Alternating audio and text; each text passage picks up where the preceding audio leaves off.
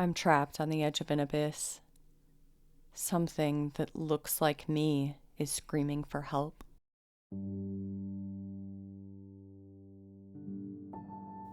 In her last days, my mother was an abstract painting. You know how you can look at one and sort of make out something familiar? A shape that looks like an object or a collage of colors that make up a landscape. That part was her. Despite her lack of hair or how frail she'd gotten, her face was unmistakable. Her smile as I entered the room, I could place it no matter how different she looked. The tube sticking out of her, though, the hospital gown framing her neck up in the sterile room surrounding us, that was all the rest. The jumble of confusing shapes that were impossible to process. "Hey, little hen," Mom said with that familiar smile, regrounding me. Her head rolled weakly across her pillow to better take me in, and I saw her hand attempt to lift from her mattress. I quickly moved over to take it so that she wouldn't have to. Working at my best smile, I said, "Hey, Mom, how are you feeling?" It was a stupid question to ask. I knew the answer. Still, for a girl my age, so lost in the confusion of what was going on, it was all I could think to offer. Mom still made an effort to reassure me. "Oh, good. I'm doing just fine.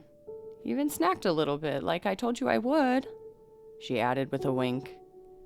I snickered softly and nodded, running my fingers over the back of her bony hand. I tried to focus on its warmth and not on the cold plastic tube that snaked across it. We fell into silence for a long beat of time, but it wasn't uncomfortable. We were sort of used to it by now. After so many nights in this room with nothing to do but talk, we'd pretty much eaten up any conversation left to be had. Now, just our presence was what sustained us, and that was usually more than enough. Still, one could only take so much, so trying to break it, I turned to one of our other forms of entertainment. Reaching to her side table, I grabbed the plain paper book from the hospital gift shop and held it up. "Well, what do you think? Want to chug on? I know you're just dying to know what happens to Brad and Marissa." Mom chuckled softly at my comment. The book had become sort of a hate read situation. I'd picked it up thinking the cover looked interesting, but didn't realize it was a cheesy romance book in disguise. Still, Mom and I found ourselves laughing through it together, and these days, that laugh was in low supply. I was getting ready to open up where I'd bookmarked our spot before she could even answer, but then she spoke again. "Actually, honey, I thought we might just talk tonight." I didn't peel my eyes up from the novel. A lump instantly formed in my throat, and I pursed my lips, trying to hide my emotions. I knew that right away, that whatever she wanted to talk about was bad news. It was in the way that she said it, softly and unassuming. The second red flag was that Dad hadn't come to visit with me, and it was rare that he'd ever miss the chance. I think I'd known something was wrong the moment I'd entered her room, but I was hoping if I just powered through, I wouldn't have to acknowledge it. "Sure," I pretended, faking a smile. I was finally able to pull my eyes up to meet hers. "What do you want to talk about?" Mom painfully lifted her hand and placed it over mine, squeezing with all she had. As hard as it was for me to face her, I could tell it was even harder for her to confront me. She smiled so proudly at me, but her eyes told a different story. Desperately, she shook her hand and wistfully spoke. "My little hen." "Mom," I returned softly, not wanting to break just yet. I hadn't even needed to ask. I knew what she wanted to speak about. She took a deep breath and prepared herself. "Honey, your dad and the doctors gave an update today." I tried to stop the tears from fully flowing out of my eyes, but I was too weak to fight them. I eyed the thin blanket atop her lap while I blinked them out and softly spoke, hoarse and cracked. "Mom, please don't." I could hear the words pause in her mouth as she thought, but the silence that followed said everything. "Can we just not talk about this right now?" I begged, raising my head to face her. "I'm sorry. I couldn't even give a reason. My words fizzled like a suffocating flame, and I devolved into soft sniffles as my sleeves worked tirelessly to keep my cheeks dry. It was selfish of me to have done that to her, shot her down like that. I could tell how much it hurt her, but like I said, I was young and so lost. The way she so patiently smiled and nodded her head in affirmation broke my heart. I could see the weight that it kept on her shoulders. She was so strong. I wish I could have been stronger for her. "Of course, honey," she told me, letting go of my hand and raising it higher to my face. I was just out of reach, so I leaned in for her sake and shut my eyes tight, squeezing free the last drops of water that had slipped through the cracks. "My little hen," she pondered again, erasing the wet sting away with her thumb. "It's going to be okay, honey. You're going to be okay." "I don't think I am, Mom," I told her, my voice barely a whisper. She sat in silence for a long while, just holding me softly while I calmed down. Finally, after what felt like an eternity, she spoke. "Did I ever tell you what we almost named you?" I opened my eyes and looked at her with a sniffle before shaking my head. "Hope," she said warmly. "You really liked your H names, huh?" I snickered. Mom chuckled along before continuing. "It was a scary time being pregnant with you. Your dad and I weren't doing too well off on money. We'd just put a lot down on a new place. He was between jobs, and I was out of work. I didn't know how we were going to make it, and looking into that unknown was terrifying." Mom's voice caught in her throat, and she fell into a fit of rough coughs for a spell. I waited patiently for it to pass in silence. "But I was excited too. Excited to meet you. To watch you grow, no matter what the cost was. So I decided I wanted to name you Hope. That way, no matter how bad things got once you came out, even when I felt at my lowest, I always had my little Hope to remind me it'd be okay." I didn't have words to respond with. I didn't really know how. Both of my hands were cupping hers at this point, so I pulled it to my mouth and kissed it, fighting back tears. Being the bashful teen I was, I took the deflective way out. "That's so cheesy, Mom," I told her with a snicker. That made her laugh, which sparked me to laugh a little more confidently. She removed her hand from mine, then brushed a strand of hair from my face. "Maybe, but it's still true to this day." I smiled at her, letting a single tear break loose from its prison, then shook my head. I stared at my mom for a long time after that, admiring the parts of the painting that felt familiar and safe.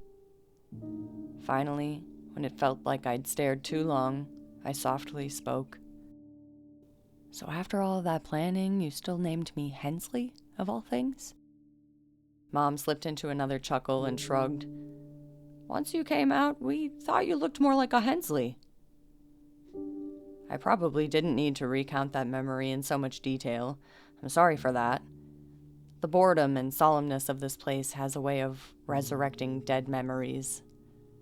I'd prefer not to dance with them, but it's hard when it's so silent. I think writing them has a way of helping me vent it, though. All of that aside, however, I bring up all of it because I promise it will be relevant in a few minutes. After my last post, I spent the next day held up under my usual desk. The thing has practically become my new home.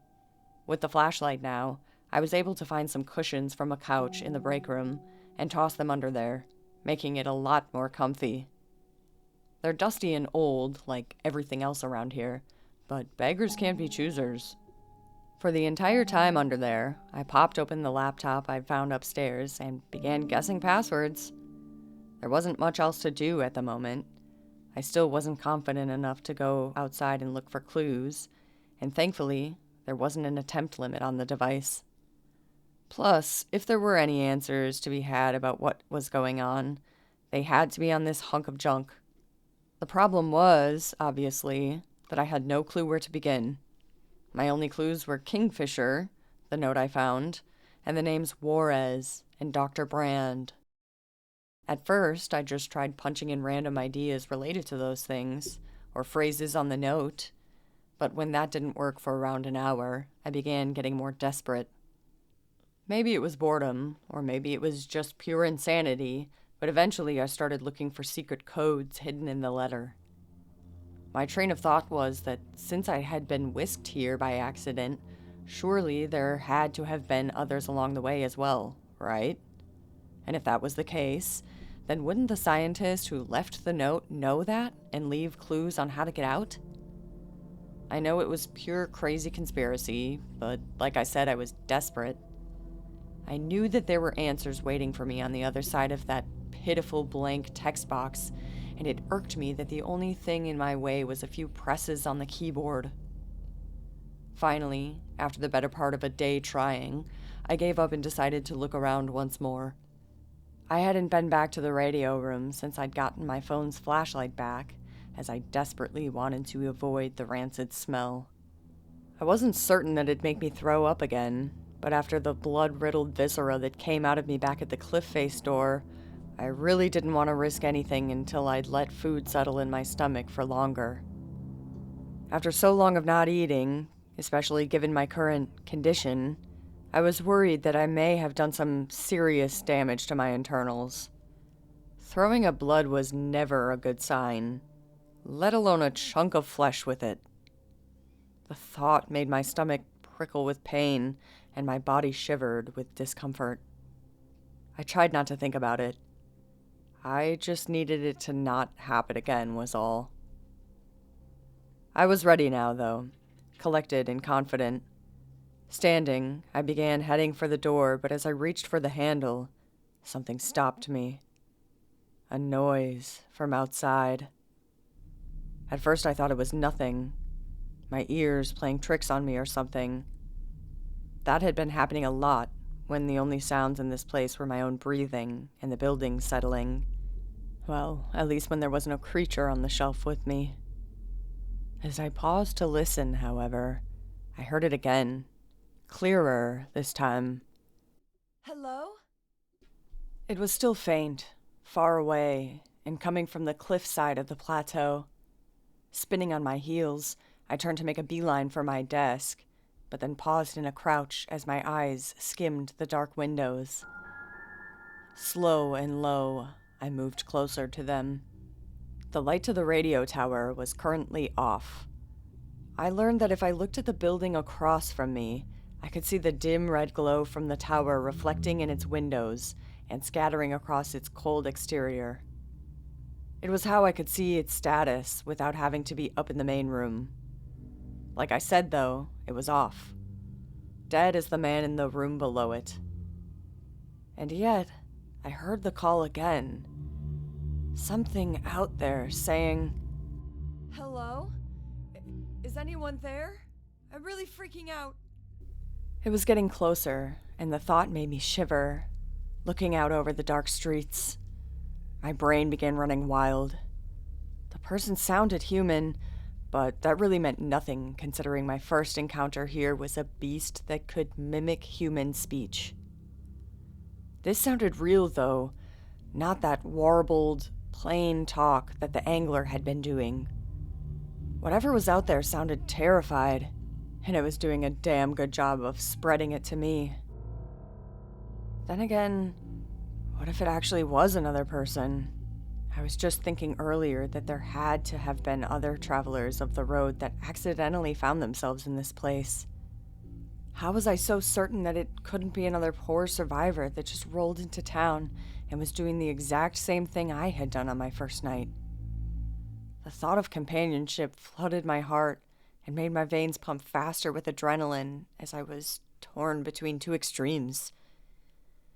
Then the person spoke again, and my whole body went numb. Her voice trailed off, but its sound was unmistakable. Her cadence, her tone, the way she said her words. It sounded strange to my ears, but I suppose it's the same effect when you hear it in recordings. This wasn't a recording, however, which only made it sound more impossible. The person calling out sounded exactly like me. My heart was back to pounding. They were getting closer now as they called out again, and I ducked lower beneath the windowsill, panting hard as I stared at the dark ahead of me. It had to be a creature. There's no way it wasn't. No stranger could sound that similar to me. Even if the light wasn't on, I refused to believe it. How did I know that light thing was accurate anyway? That info came from one of the people who made this place, and since when did I trust their input? They were the reason I was trapped here in the first place. The guy upstairs had died, and he was right below the tower. Surely, if the light had come on to warn him, he wouldn't have stayed there, right?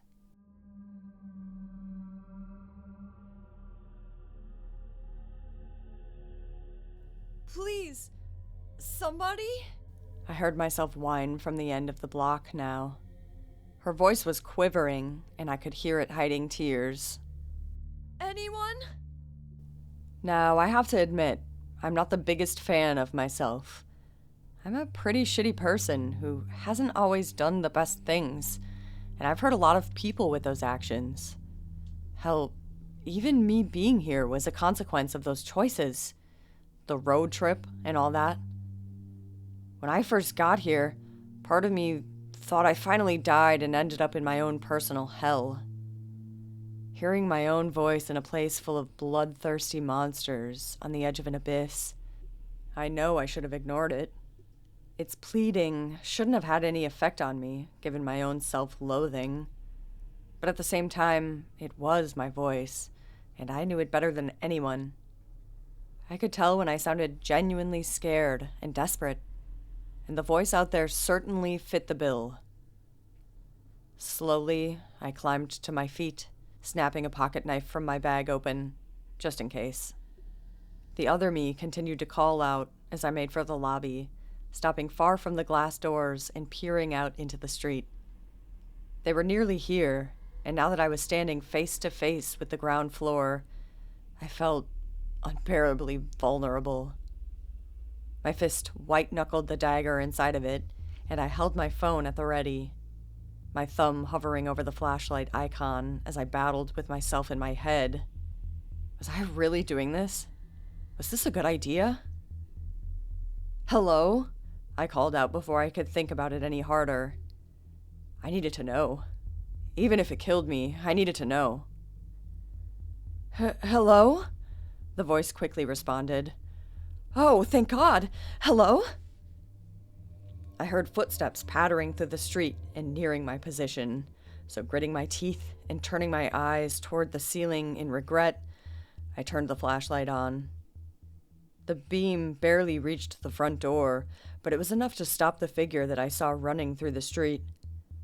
They put on the brakes hard, then turned toward the glass doors, shielding their eyes from the harsh light within. Hello? Is somebody there? She asked. Still my voice. Still perfectly matching my tone. It took me a long beat to build up the courage to speak. Who are you? I asked sternly, trying to sound as imposing as possible. It probably didn't work with how petrified I was. My name's Hensley, she stuttered out frantically. I'm sorry to bother you, but I think I'm lost. I don't know what this place is, and I just woke up here, and I don't remember. The rest of her words faded into the background of my mind at the mention of her name. More importantly, my name. This had to be a trap. It had to be some sort of test set up by this place. Because if it wasn't, then that meant the person outside... Woke up? I interrupted shakily. What do you mean, woke up? Where did you come from? The other girl outside paused, and I could see her fold into herself a bit. I'm sorry, I don't know. I just woke up in an alleyway or something. I'll leave, I swear. I just need to know where my car is. I think something happened. God, my voice was annoying. I couldn't stand her constant stuttering. And maybe it was just my internal panic taking the reins, but a bit of frustration began to take hold too. I was scared out of my mind and just wanted to know what the hell was going on. Stop, I demanded. Slow it down. What's going on? What happened to you? The girl's slouched stance straightened out, and I saw her curiously step closer. Wait a second. You sound like... Answer the question, I said more sternly. Oh, I don't know. Like I said, I just woke up. The last thing I remember is driving into this town, but then I think I blacked out or something. The next thing I know, I woke up in this back alley, and I was completely naked, and the power was out everywhere, and I'm just really scared. Please, ma'am, I think I'm in trouble. I just need some help, and then I'll... Naked? Why are you naked? I asked her. She tossed her hands up. I don't know. I just told you all I can remember. I took some clothes from a store for now, and I can give them back, but it's so cold out here, and this place looks like it's falling apart and abandoned, and I just want to get out, so please, just help me find my car. I can't see. I didn't respond for a moment. I just chewed on what she said over and over in my head. Ultimately, I came to only one thought. I needed to know one last thing to form my theory. I began moving closer. The girl shielded her eyes as my light drew near, but when she put her hands down and her face came into view, I froze again, my knees feeling weak and wobbly. There, standing in the street, was a girl looking weak and worn, her body far too frail to fit into the mismatched clothes she'd hastily thrown on. Her long hair was wild and tattered, and her posture was the image of exhaustion. Confusion froze her face as she stared at me, her soft eyes quivering with uncertainty as she looked on in suspense. She was the spitting image of myself. Ma'am, please, I saw myself say, vicious nausea brewing in my stomach. I was speechless. I couldn't move. There was an exact clone of me standing only 10 feet away, with nothing but a glass barrier between us. If I didn't know any better, I'd think I was looking in a mirror. After everything I'd seen so far, you'd think I'd be used to the insanity, but even this was too crazy for me to parse. The other me began shifting softly under my silent stare, nerves taking hold of her. Her desperation had finally fizzled in place of fear for the strange figure on the other side of the door, and she took a step back. Never mind. I'll just go. Thank you for... Wait, I blurted. I know I should have just let her walk away. This couldn't lead to anything good. But if there was another me roaming around, I needed to know why. Where she came from. She stopped and faced me, then planted her feet, hope once again returning to her desperate eyes. What are you? I asked in a low mutter. Her face went puzzled. I'm sorry? What are you? I asked a little more firm this time, panic lacing my words. Hensley, too, shied away a little bit before shaking her head. I don't know. I'm just some random person. Just some girl. I don't get what you mean. I didn't really know how to explain what I meant either, given the circumstances. So slowly, I turned my light on myself and cast it over my face.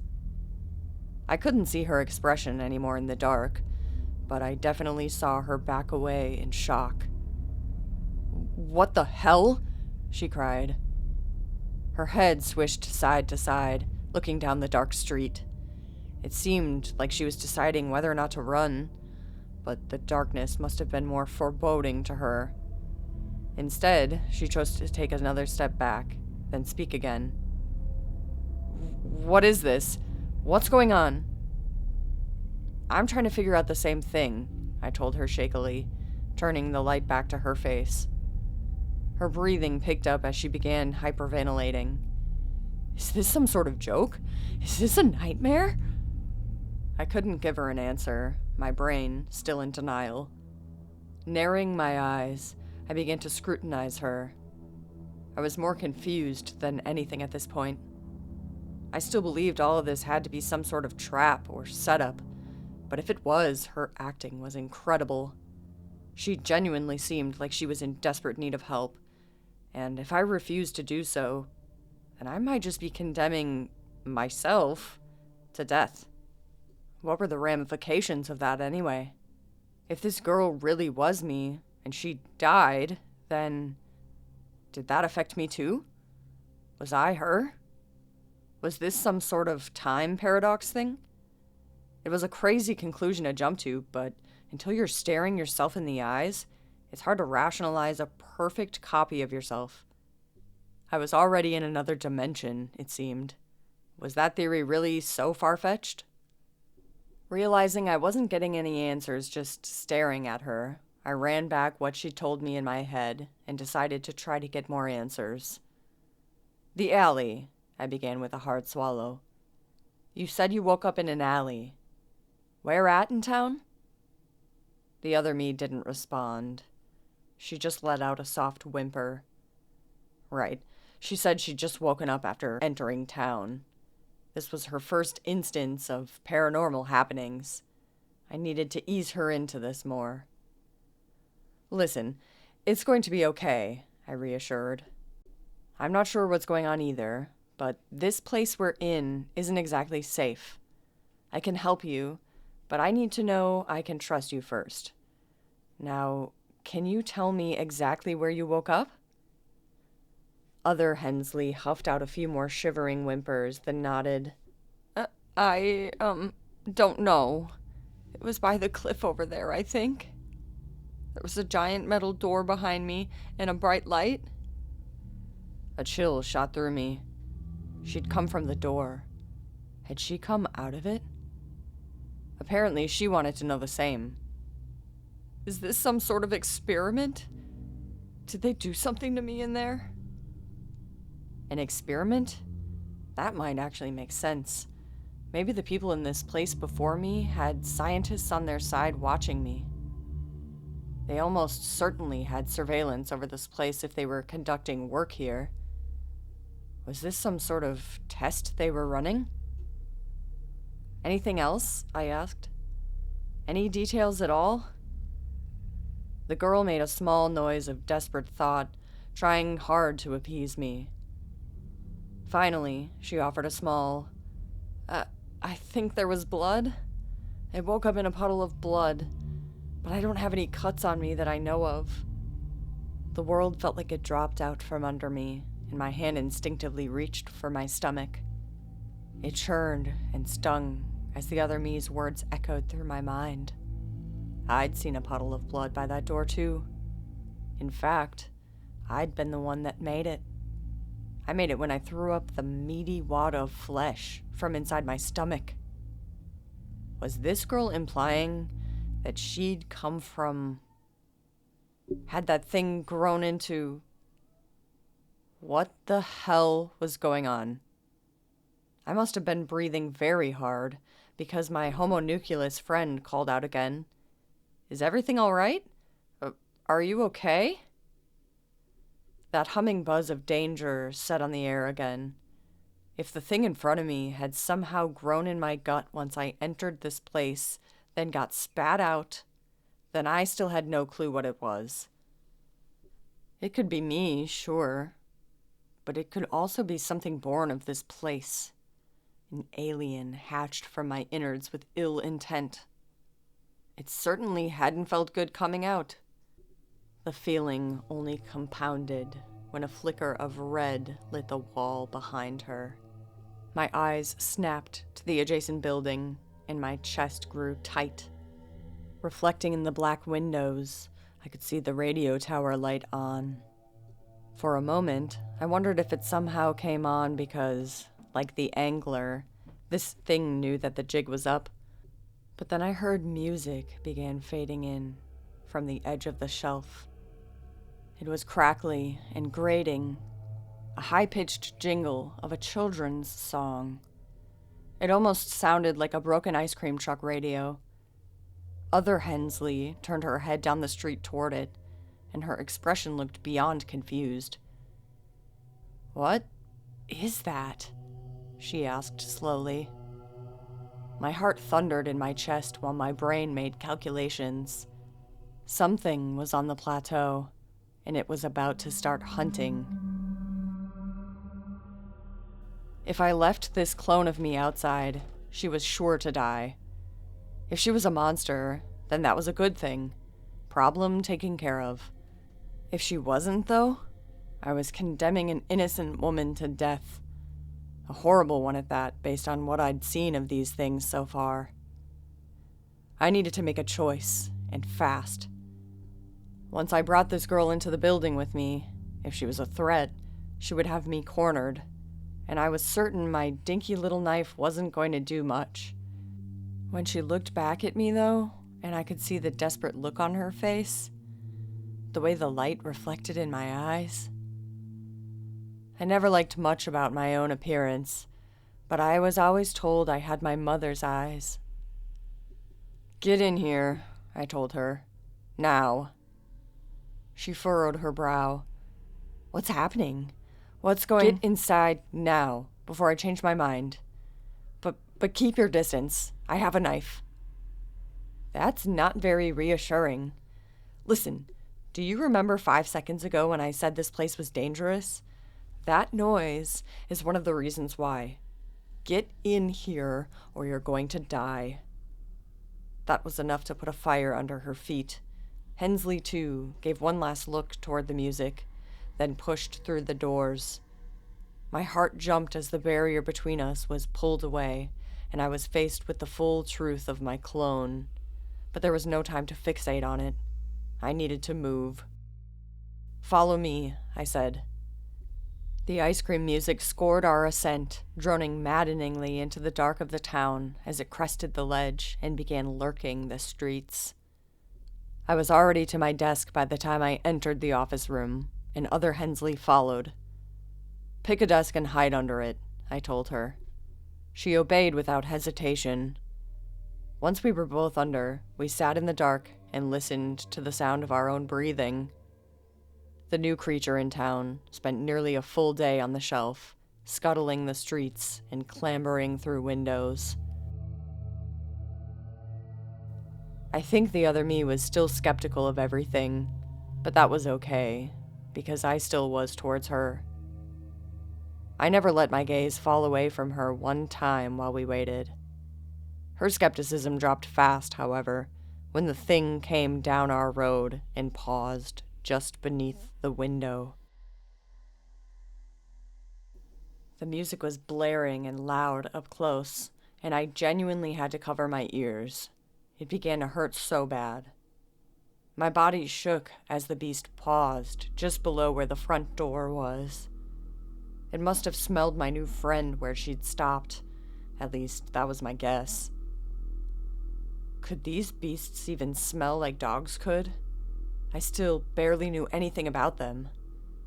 This one was playing music like it was mechanical, but what happened next sounded the opposite.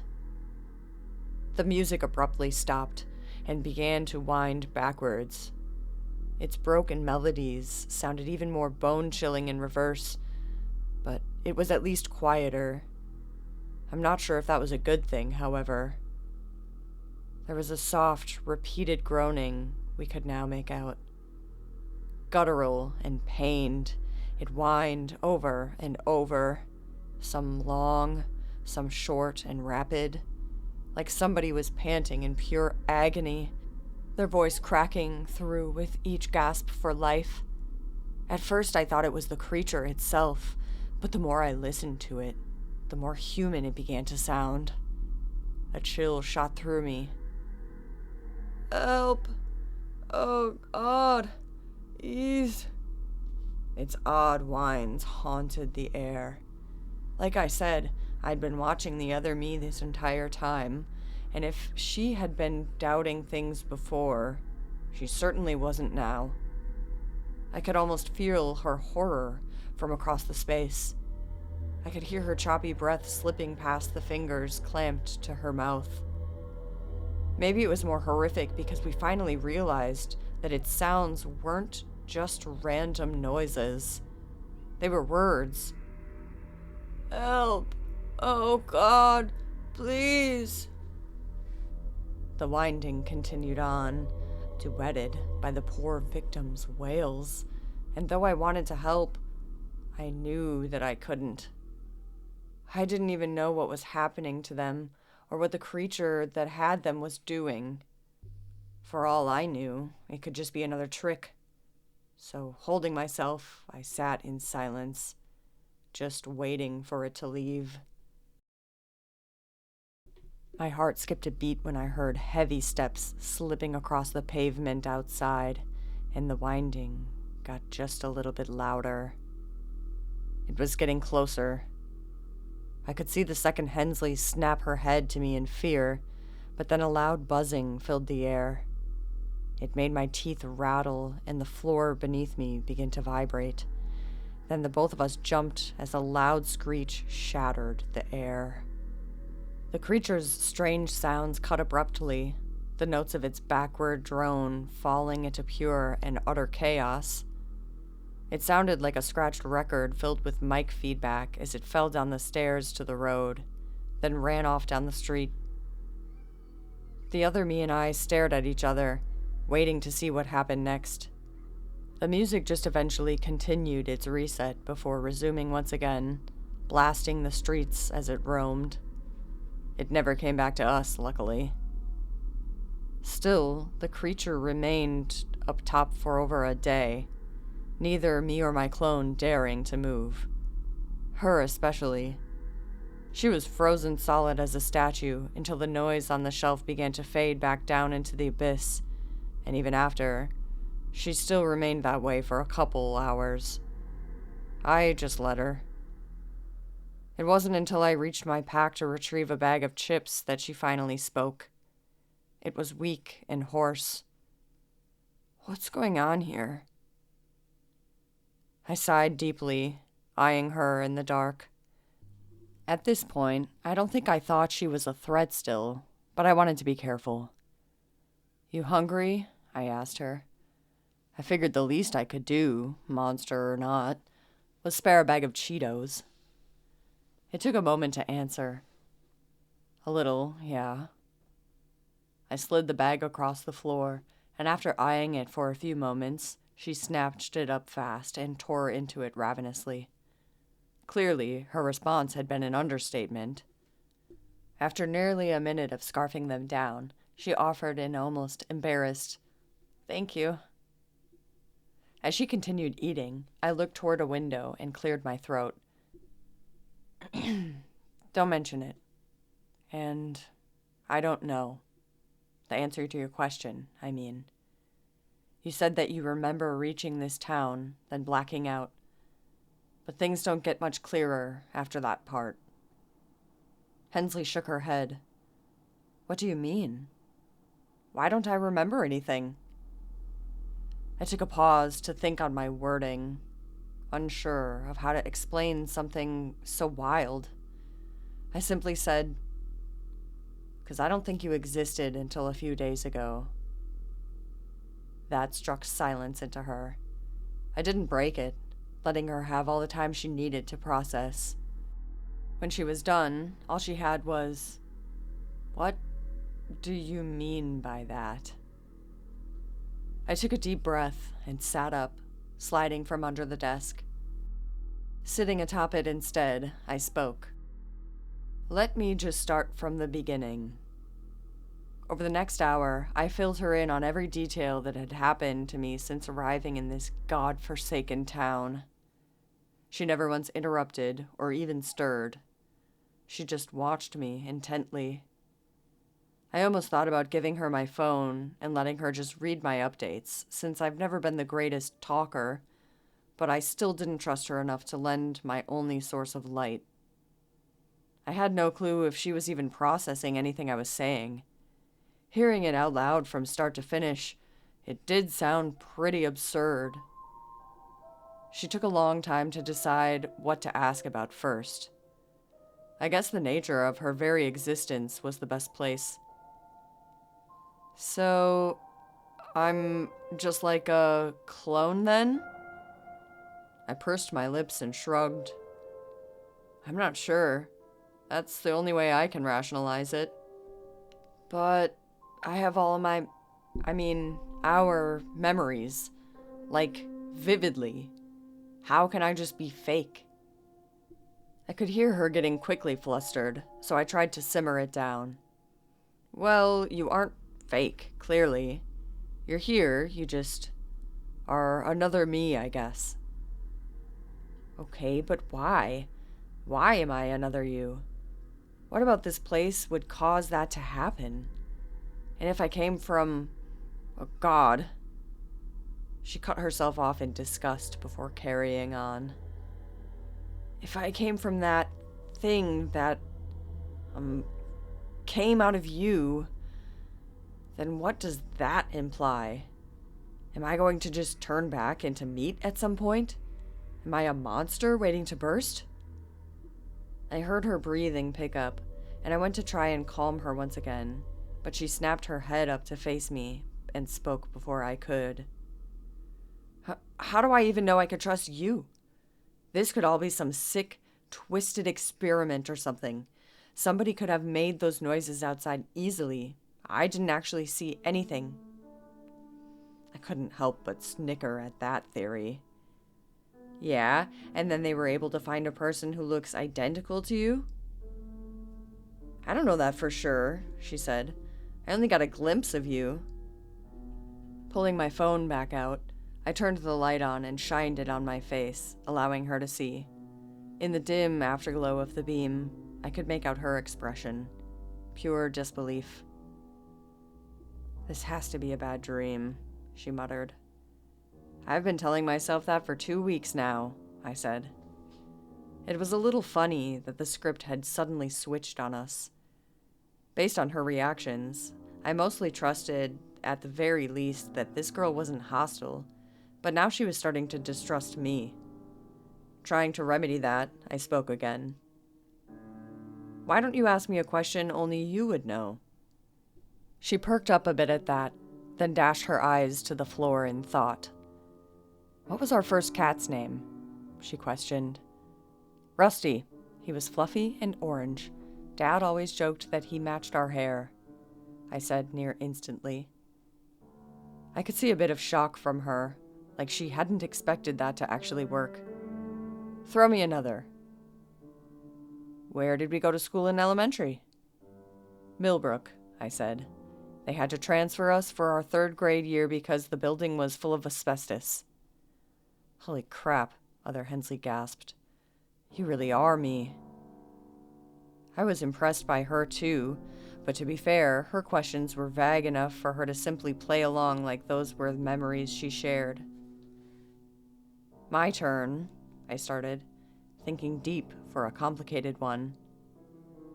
"Where did Mom and Dad take us for our 7th birthday?" The other me took a moment before answering, and for a second, I thought I had her. I'd picked that memory for a reason, and if she was me, she should know the answer right away. When I saw her body stiffen and straighten upright, however, I knew she must have locked the day away in her mind, and it all hit her at once. "Zane's Jammin' Jungle," she said with a forlorn snicker. "That arcade on the edge of town back home. It was probably more than they could afford to book a party room at the time, but they wanted to make that birthday a good one." I finished her sentence, my eyes falling to the floor. At that, we both fell into silence. I slouched back against the desk in disbelief, and the other me finally crawled out from under hers to do the same. "What do we even do about this?" she asked. "Is you, making me important?" "I don't know," I shrugged. "No offense, but it doesn't exactly help our situation. Now there's just 2 people trapped here instead of 1. "Well, at least now we get 2 minds to go at this with," she offered with a smile. "Is that how it works?" I asked with a chuckle. "We technically think the same." "Maybe, but our perspectives might be different," she shrugged. Furrowing her brow, she continued, "You seem awfully calm about all of this." I shook my head and ran a palm through my hair. "Oh, believe me, I'm freaking out inside.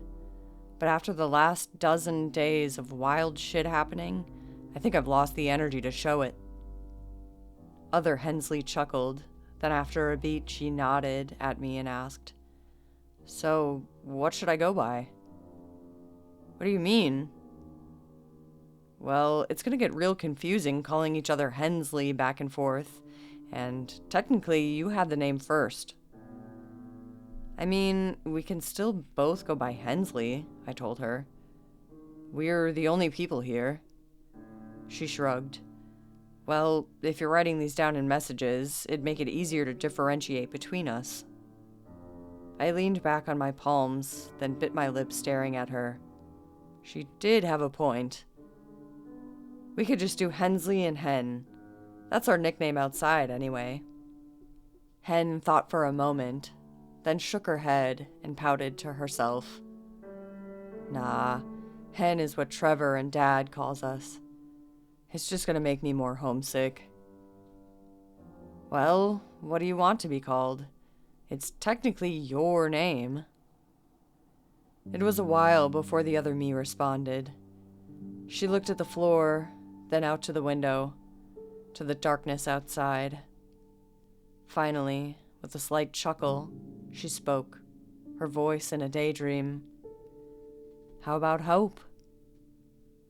My throat tightened immediately, and a tingle shot up my spine.